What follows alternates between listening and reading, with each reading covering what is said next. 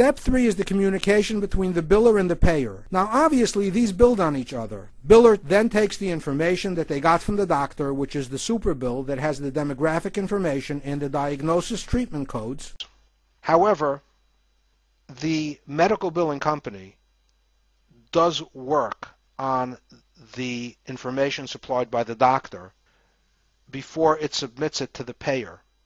And in fact, not only is it filtered through the medical billing company, but the vast majority of claims that are submitted to payers are done electronically, and the electronic claims go through clearinghouses, which further filter the information that is being billed.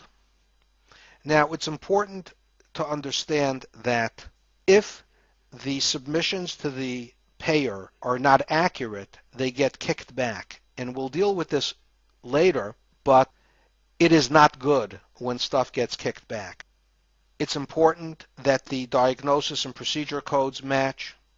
It's important that the right mix of diagnosis and procedure codes are there for the encounter. And what I mean by that is that for most encounters, for most doctor visits, you can bill up to 4 treatment codes.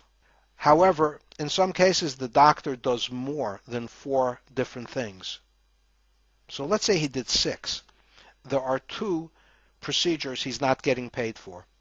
You then have to choose the highest yielding codes. If you take a low yielding code, you're not going to be paid as much as you should. So it's important to know that you have the right ones. The demographic and insurance information has to match and has to be current.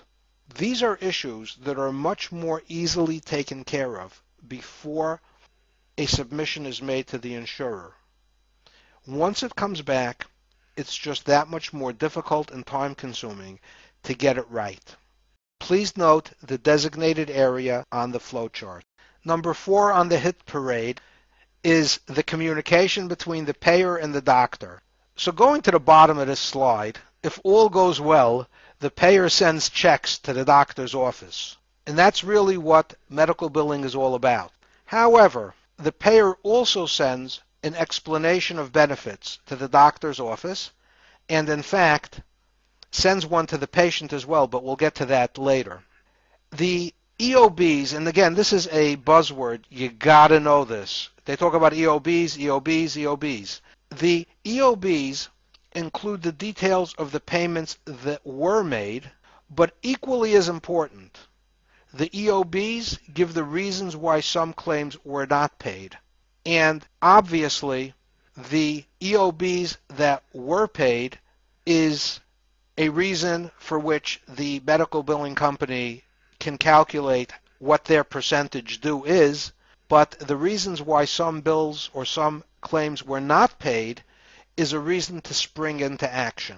Please note the designated area on the flowchart.